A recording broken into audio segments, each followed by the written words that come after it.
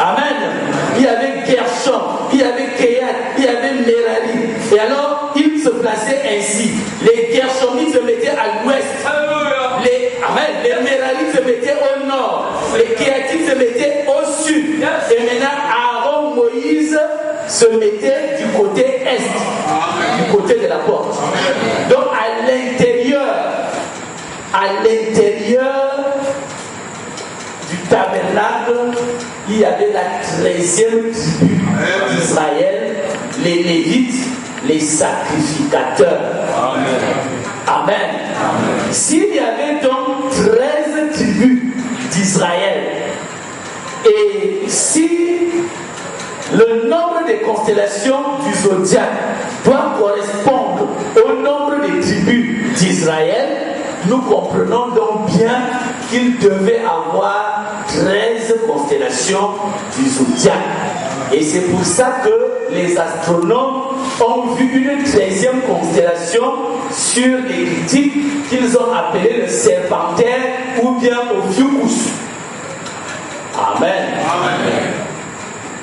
Mais vous savez que hier, je vous ai parlé des apprentis sorciers. Je vous ai parlé des apprentis sorciers et ce soir, je vous parlerai d'un autre groupe d'apprentis sorciers. Hier, je vous disais que si un prédicateur parle de Yaoundé et vient ici et dit qu'avec le zodiaque, il va vous dire votre caractère, c'est un apprenti sorcier. Amen. Parce que votre caractère ne dépend pas seulement du signe de naissance, mais il dépend aussi de votre nom. Et il dépend aussi de votre hérédité. Donc à partir du signe du zodiaque seul, personne ne peut prétendre vous donner votre caractère. Amen. Mais maintenant, il y a un autre groupe d'apprentis sorciers. Ce sont les astronomes. Parce que depuis le jardin d'Éden jusqu'au temps de Noé, on pouvait lire tranquillement le ciel. C'était une Bible. Vous avez entendu comment William Branham a mis ça au passé. Je vais vous lire ça dans la plus grande bataille jamais livrée. La plus grande bataille jamais livrée, page 9, paragraphe 46. William Branham me dit: j'ai dit quelque part là-dedans, on m'a montré une fois dans un observatoire le zodiaque. Ça commence par la Vierge et ça passe par l'âge du Cancer et ainsi de suite jusqu'au dernier qui était le lion, le signe du lion. La première venue de Christ est par la Vierge, la seconde venue par le lion de la tribu de Juda. Et j'ai essayé du mieux que j'ai pu de voir le zodiaque et je n'arrive pas à le voir. Et pourtant il est là. Ceux qui ont reçu une formation, ils savent qu'il est là. Job l'a vu. Autrefois, William Branham est clair. Amen. Pas aujourd'hui. Autrefois, des hommes l'observaient. Autrefois, c'est-à-dire avant le déluge, Amen. Alléluia. Seth lisait cette Bible de Dieu.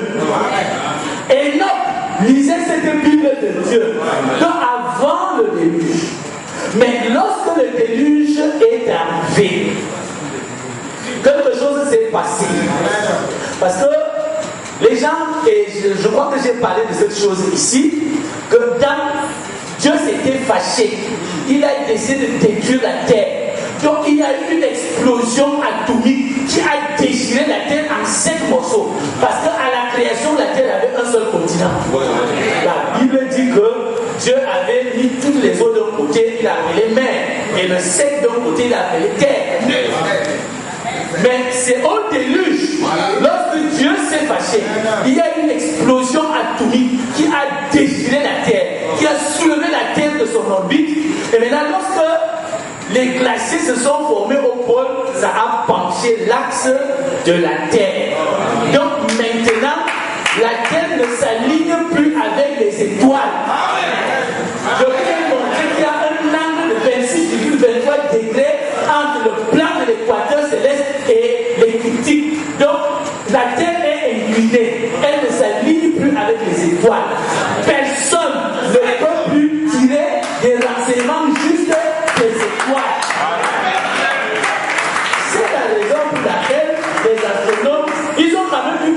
13e constellation, on a dit c'est le Serpentaire ou Ophiuchus. On ne peut pas leur en vouloir. Ce ne sont que des apprentis sorciers. Mais vous savez que Dieu a une façon de faire les choses.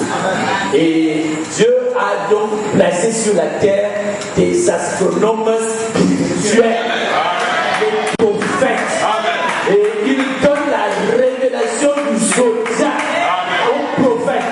Donc les astronomes naturels d'aujourd'hui n'ont qu'une seule chose à faire, se rapprocher du prophète.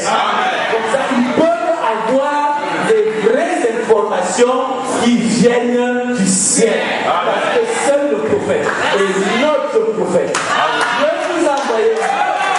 Il nous a parlé du Seigneur. Il nous a parlé du Seigneur. Écoutons plutôt le prophète.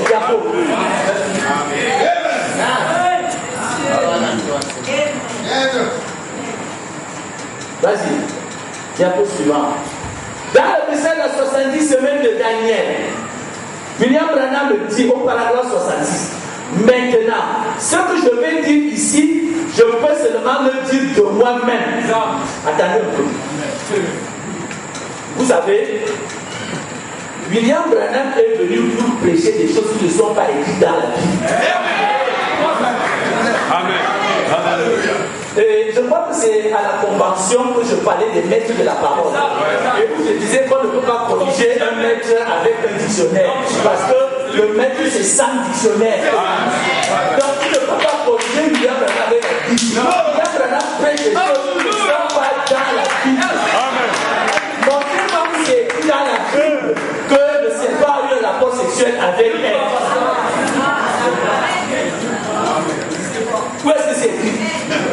D'ailleurs, où est-ce que c'est écrit dans la Bible qu'il y avait 3 mages? Où est-ce que c'est écrit qu'il y avait 3 mages qui sont partis voir Jésus avec elle? La Bible dit des mages. William Branham est venu pour prêcher des choses qui ne sont pas écrites. C'est pour ça qu'il vous dit que ça que je vous dis, je fais le discernement de moi-même. Vous ne pouvez pas trouver dans la Bible quelque part où c'est écrit, mais c'est moi qui vous dis. Et vous devez le pouvoir.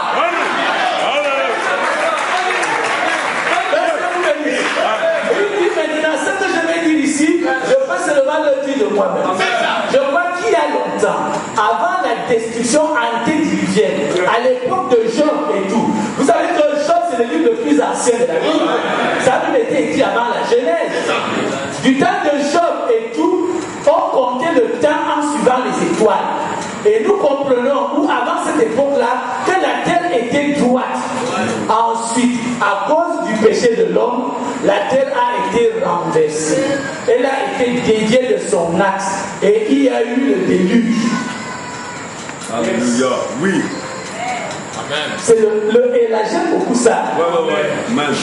Parce que c'est ce que je vous dis. Je vous parle d'une explosion atomique. Amen. La terre a d'abord été déviée de son axe par l'explosion atomique a déchiré la terre. Et ensuite, il y a eu le déluge. Amen.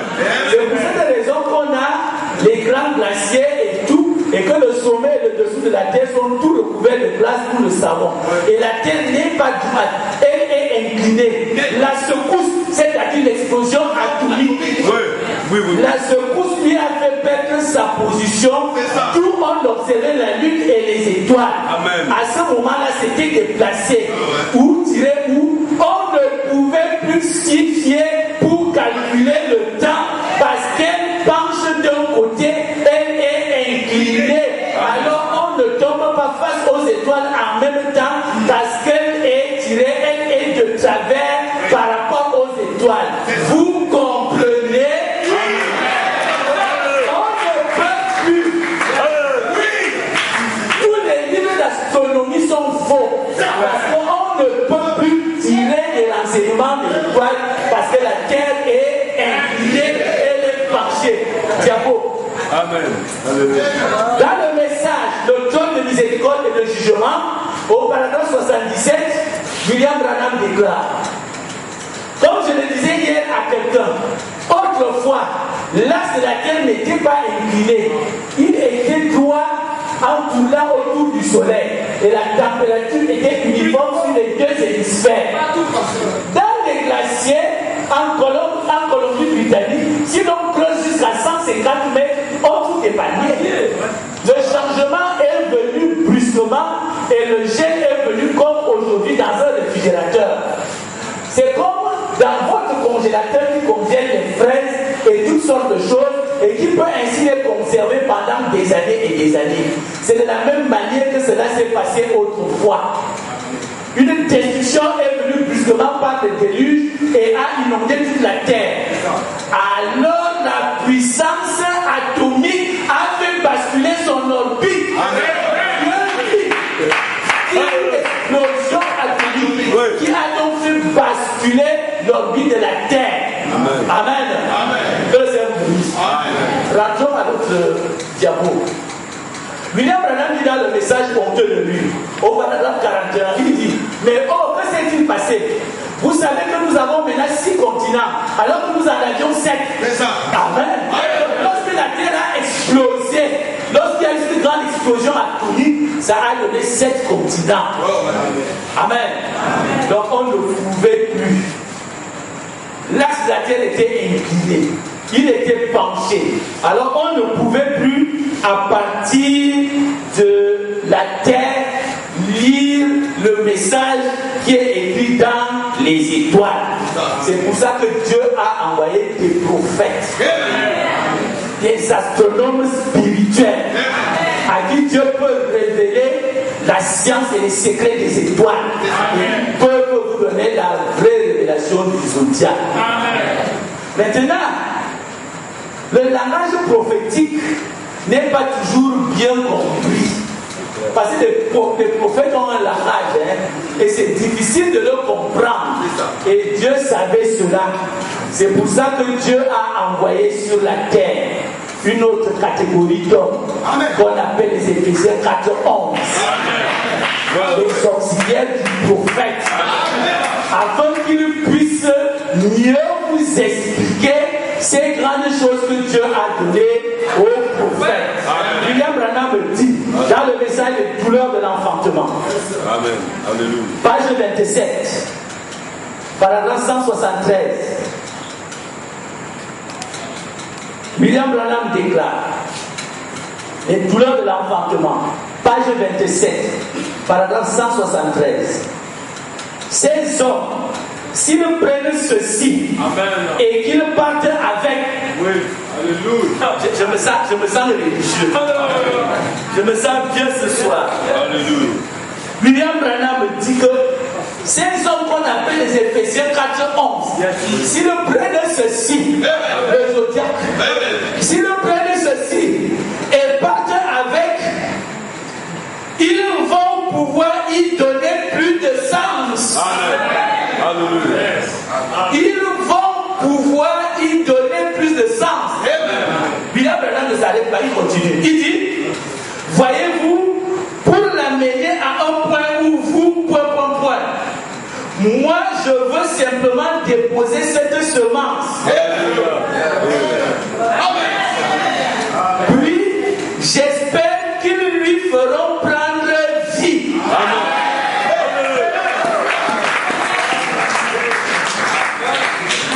Les gens disent souvent, montrez-moi où William Branham a détaillé le zodiaque, alors je vais comprendre. Branham dit qu'il a donné ça sous forme de semence. Parce qu'il savait qu'il y a des gens qui vont lui donner vie. William Branham a donné un noyau d'avocat. La semence. Il a donné un noyau d'avocat. Mais là, les Éphésiens 4:11 arrosent et ils vous donnent l'avocat. Les hommes qui peuvent vous expliquer le langage prophétique et vous montrer ces choses. Amen. C'est ce qu'a fait le docteur Jean-Paul Yoko Abel Jr. Ce livre est un chef-d'œuvre. Ce livre est un véritable chef-d'œuvre. Et comme je l'ai dit, et je ne le dirai jamais assez, c'est lui qui a été mon document de base Amen. Tout l'enseignement que je donne sur le zodiaque. Amen. Amen. Que le Seigneur vous bénisse. Amen. Maintenant, nous voulons simplement dire ici que Jacob a eu un 13e enfant, une fille qui s'appelait Dina. C'est ce que nous avons lu dans la Genèse. Diabo.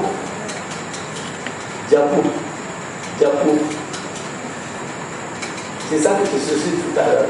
Et je ne savais pas où j'avais dit ça. Diabo. Voilà. C'est le passage que nous avons lu tout à l'heure. Genèse 30, 20, 21. Léa dit, Dieu m'a fait un beau don, cette fois mon mari habitera avec moi, car je lui ai enfanté 6 fils. Et elle l'appela du nom de Zabulon. Ensuite, elle enfanta une fille qu'elle appela du nom de Dina. Amen. Le 13e enfant de Jacob s'appelle Dina. C'est une fille. C'est pour ça que William Branham nous a dit que 13, c'est le nombre de la femme. Dans le message, le 6e saut, paragraphe 311, William Branham nous dit, c'est comme l'Amérique, son nombre c'est 13. Elle a commencé par 13 États, 13 étoiles sur le drapeau, 13 colonies, 13 rayures, par 13, tout est par 13. Et elle apparaît ici au chapitre 13 de l'Apocalypse, c'est vrai. Elle est 13 et c'est une femme. Parce que 13, c'est le nombre de la femme. Dans le message de l'Odyssée au paragraphe 49, William Branham nous dit, il y aura une femme puissante, souvenez-vous-en, cela est aussi enregistré, une femme puissante, une femme glorieuse, elle sera présidente ou alors cette femme représente l'église catholique, je pense que c'est cela, c'est elle qui prendra un jour les choses en main et qui gouvernera ce pays. Cette nation est le pays de la femme. Son drapeau a été fait par une femme et son nombre est 13. Elle a commencé avec 13 étoiles et 13 rayures sur son drapeau. Elle a eu 13 colonies. Tout va par 13. C'est 13. 13 continuellement. Il y a 13 étoiles sur sa pièce d'$1 en argent. Tout va par 13. Son nombre est le nombre 13 et elle apparaît au chapitre 13 d'Apocalypse. 13 d'un bout à l'autre. Tout est femme, femme, femme, femme, femme, continuellement. Dites-le Amen. Parce que 13, c'est le nombre de la femme. Amen. Amen. C'est le nombre de la femme. Et nous avons vu que même les tribus d'Israël étaient au nombre de 13. Parce que la 13e tribu d'Israël, c'était la tribu des Lévites qui était à l'intérieur du tabernacle. Alors qu'il y avait 12 tribus tout autour, 3 d'un côté, mais à l'intérieur du tabernacle, il y avait la 13e tribu, la tribu des sacrificateurs. Amen. Amen. Amen. Ainsi donc, le zodiaque a bel et bien 13 constellations. Et la 13e constellation du zodiaque, c'est d'elle que je vais vous parler ce soir. La 13e constellation du zodiaque s'appelle le Sphinx. Diapo. La 13e constellation du zodiaque s'appelle le Sphinx. Voilà la 13e constellation du zodiaque. La 13e constellation du zodiaque, ce n'est pas le serpentaire ou Ophiuchus, mais la 13e constellation du zodiaque, c'est le Sphinx. Le Sphinx est une créature fantastique, diabo. Le Sphinx est une créature fantastique, représentée avec un buste de femme, un corps de lion et des ailes d'aigle. Pas d'oiseau, mais d'aigle. Le Sphinx est une créature fantastique qui a le buste, c'est une femme. Le corps, c'est un lion. Et il a des ailes d'aigle. Rentre à la diapo d'avant. Voilà.